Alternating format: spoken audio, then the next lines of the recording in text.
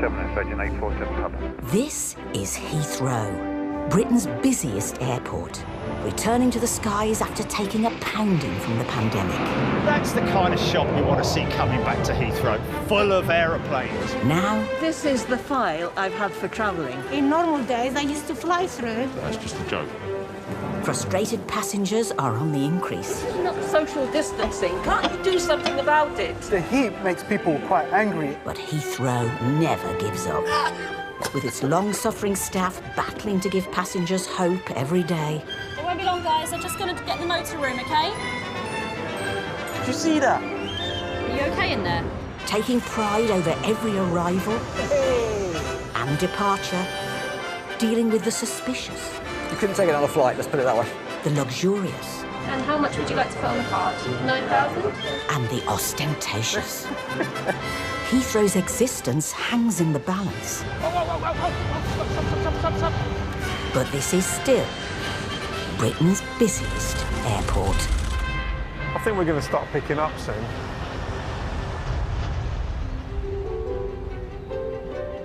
It's the beginning of June. If you follow the meteorological calendar, then it's the start of summer. For the astronomical version, there's still a few weeks to go. It can get a little confusing, as can the travel traffic light system. Is it red or amber? Red. So you've got to go into the red list. No, but he was coming to Singapore. So if he's been in Indonesia 12 days ago, then he can go with Singapore green. Currently, for these passengers, there are only 11 countries on the green list, with 165 amber and 54 having been given the red flag. Regardless of the restrictions, passenger numbers are on the increase, and with more people, there's always a little more mischief. Duty Officer Jonathan Shard. Hi, Kev, how are you? Ready to respond to any trouble in the terminals is Inspector Jono and his number 2 in charge, Sergeant Les Dawson. These officers are part of SO18, Aviation Security Operations. Well, that's straight, if nothing. A specialist unit of the Met, providing policing and security to Heathrow. We will never admit to being plane fans or plane spotters, ever. But needless to say, you know, if something unusual comes in, I'll tell you what is unusual, Les, you've seen this new ANPR camera. As the airport is a major international transport hub, SO18 are integral to national security. Everything all right? Good morning.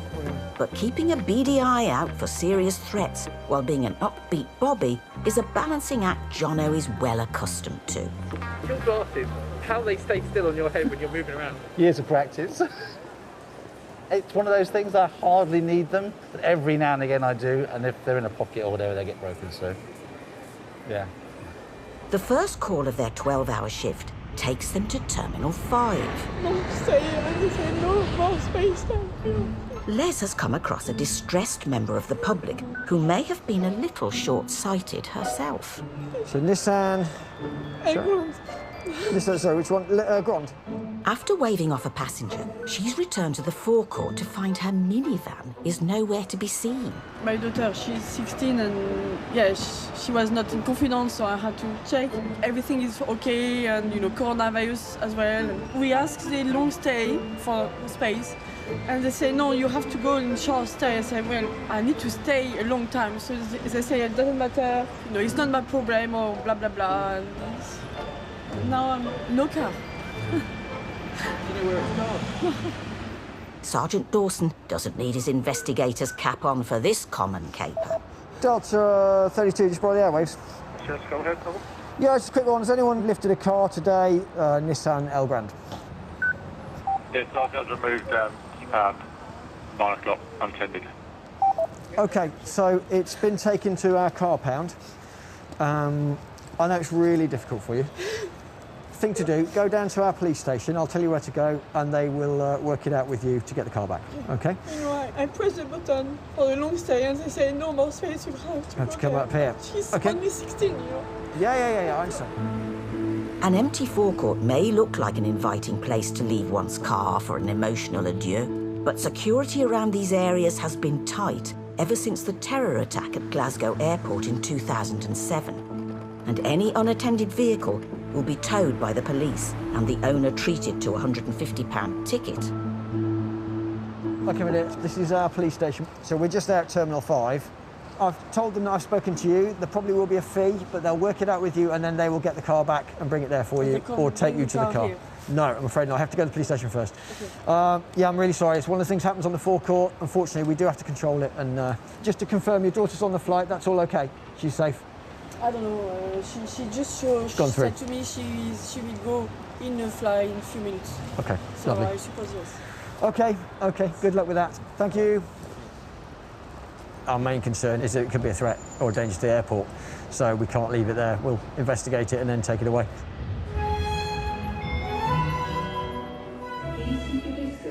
Whether departing or arriving, since the pandemic, the opportunity for a weepy wave-off or an emotional arrival has been somewhat stunted. But there is still one place in Heathrow where you can get a good cuddle.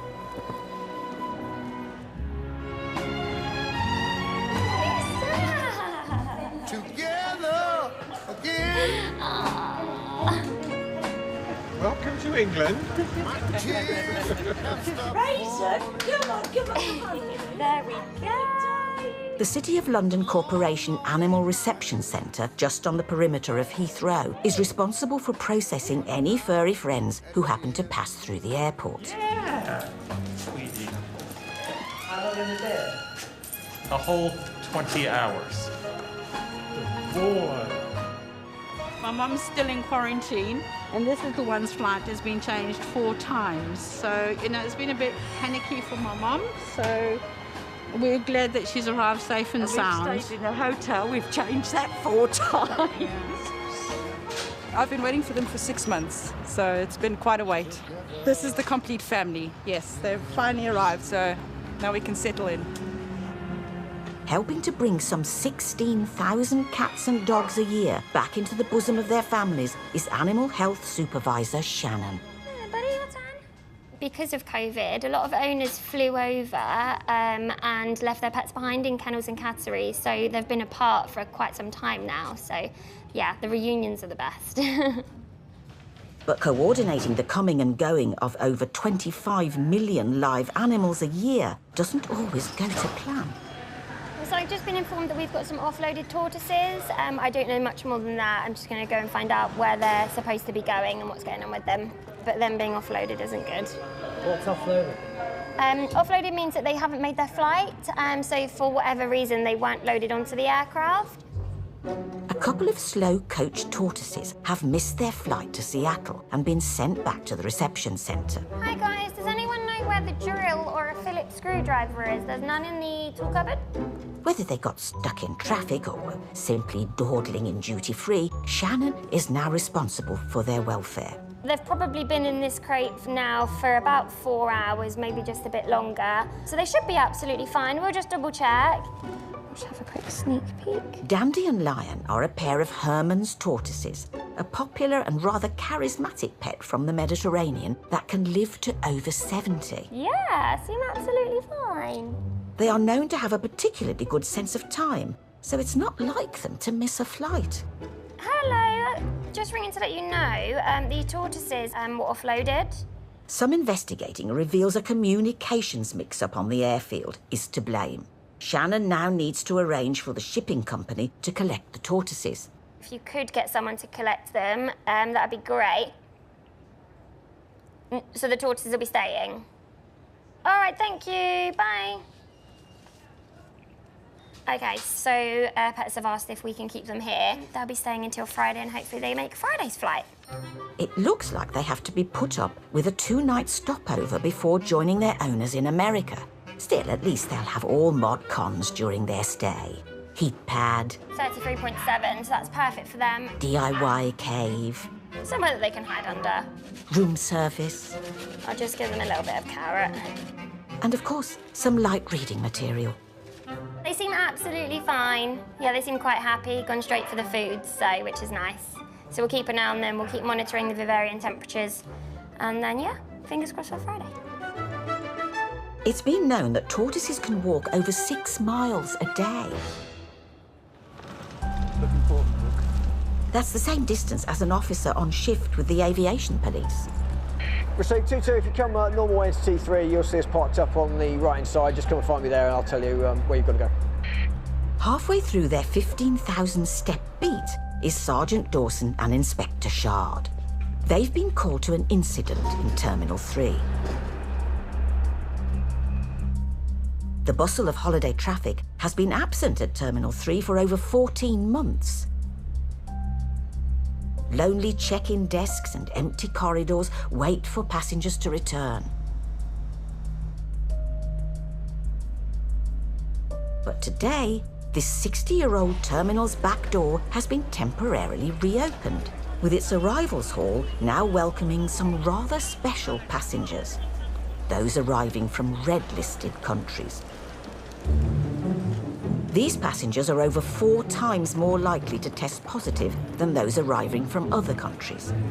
So Heathrow has provisionally assigned Terminal 3 to process those that need to quarantine in dedicated hotels for 10 days.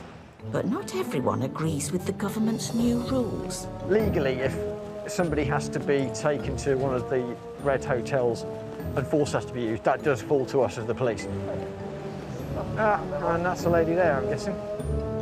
Before Sergeant Dawson speaks to the lady in question, Passenger Experience Manager Bally gives him the lowdown. Just arrived from Ghana via Egypt. Oh, okay, So it hasn't got a hotel booking or anything like that.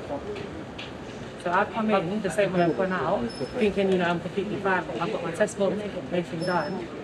This passenger is returning from Ghana, an amber country, which only requires travellers to self-isolate at home. However, she came via Egypt, which recently turned red, meaning a 10-day isolation in a quarantine hotel is now required. They've added Egypt to the red list on June 8th. So that was 2 weeks ago. It was not communicated to me by either the UK government or the airline. You should let your nationals know if they're abroad that it's now been added to the red list. Well, ultimately, it'll be your responsibility to check that, and you haven't done it. So, I don't think that is my responsibility. These hotels don't come cheap. For this passenger, she'll have to shell out £1,750 for a 10-day quarantine stay, with the government about to raise it to over £2,000. That's equivalent to a 5-star hotel in Ibiza. I have a UK address, a British passport. I need to be able to quarantine in my house because I don't have 1.7k. In certain circumstances, passengers can take out a government loan and pay the money back in 12 monthly amounts. There's a government loan system in place. It's not going to work. I have student loans. I'm not taking a loan for a corona test that I can do for the same price at my house. I'm not taking that loan. Okay, well, going into a 10-day isolation in a government hotel is the law, and you will be required to do that. The bottom line is that you can book the hotels now and we'll allow you to move on, or there is a fixed penalty notice, which I think starts with £1,000, and then you'll still have to go to the hotel. There'll be arrest, you'll go to a police station. An arrest for what? For breaching the COVID regulations. I didn't breach the COVID regulations. My dad's waiting outside for me. I'm going home. No, you're not. I'm going home. I'm telling you now, please start getting used to the idea that you will be going to some kind of isolation. I'm going home. No. The lady seems to believe that ignorance of the law is a defence in some way, so I've explained to her it isn't. I don't know what information she's been given by the airline or a travel agent, but ultimately that's the way the law stands. She must isolate.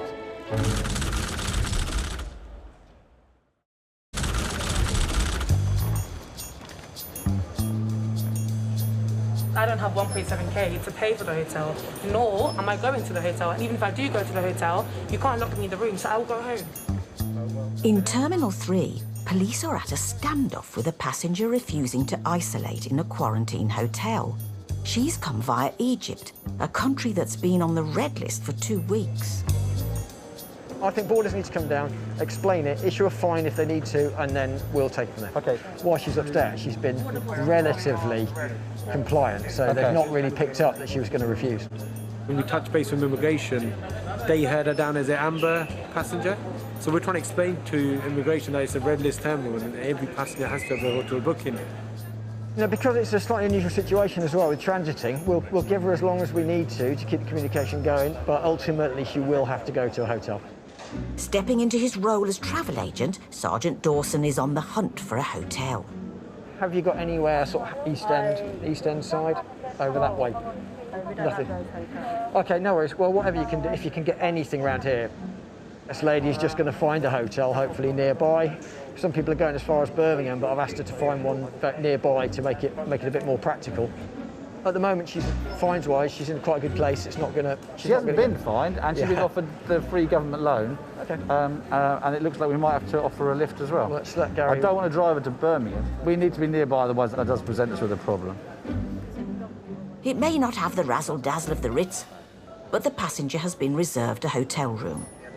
This isn't great, I understand that, okay? But it's a process that's in place for everybody. So G4S have booked you a hotel place.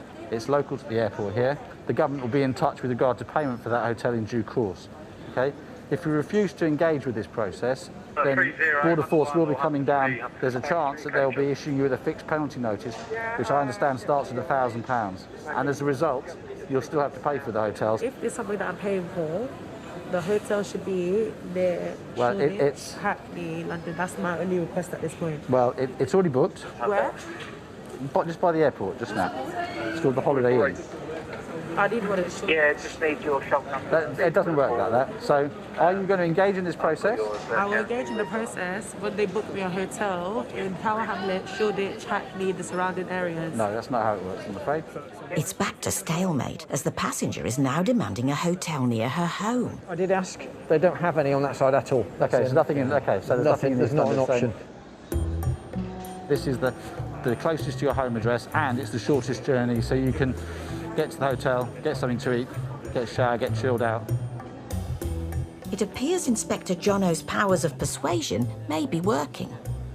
So does she understand what's going to happen? Has she paid you, or is she going to get a bill? Loan, 0%. We're taking the 0% loan. The lady has, to all intents and purposes, suggested she will comply, so we're going to leave her in the company of the two officers here who are going to escort her to the coach, and that will transport her to the hotel. The passenger finally decided that a 10-day quarantine stay in sometimes sunny West London was preferable to an arrest and a fine.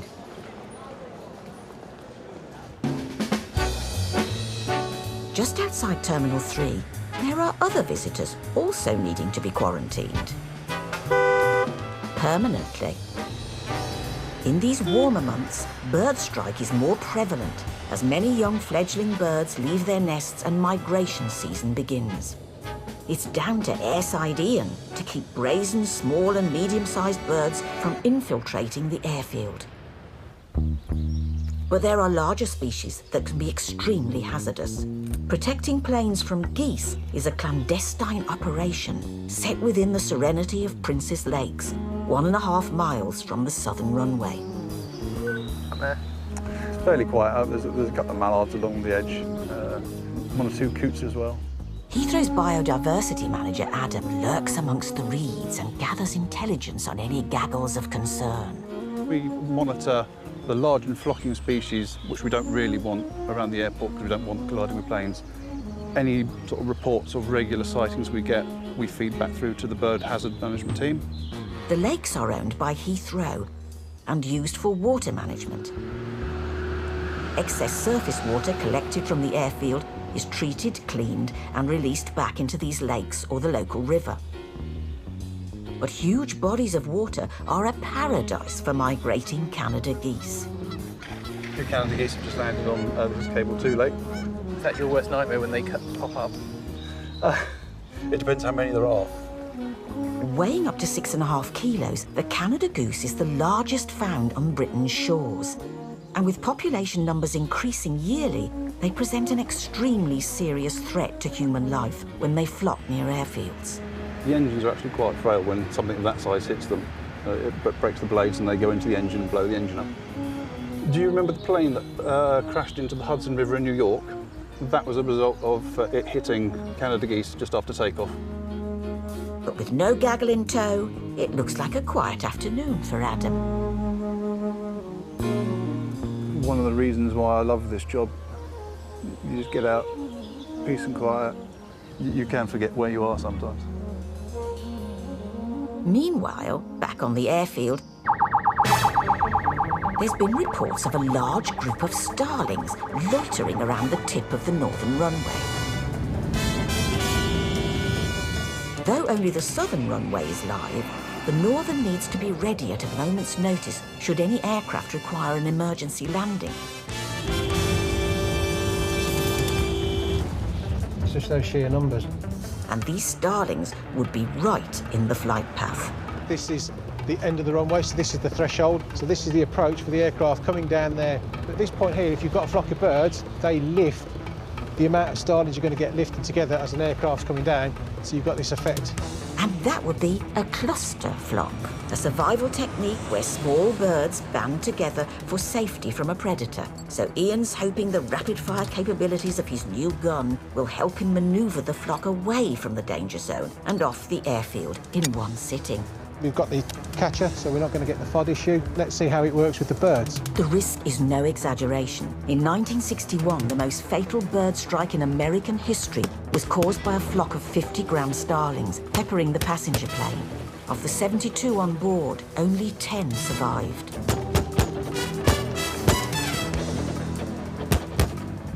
So they have just moved off a bit further, so a bit out of the range for it. So if I put a long range up,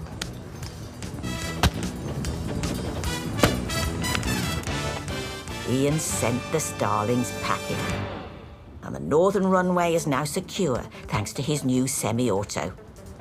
as the flock lifts in different ways, the flock can split. You've then got to try and consider where they're going to go and how they're going to have an effect on the airfield. So I was quite happy with the way that that controlled or sort of helped push those birds in that direction. OK, Phoenix checker, just advise there's a flock of about 60 starlings around grass area, foxtrot, and I've just dispersed them. They went sort of northwest. Roger, thank you very much for that update. Ian's won the battle. Roger. But the war is far from over. The fog is below the legal limit. Until it goes above there, it won't leave. Let's go straight past here, I get past the aircraft. And what time's your flight? Two sets of people stuck on the motorway because of rain. God.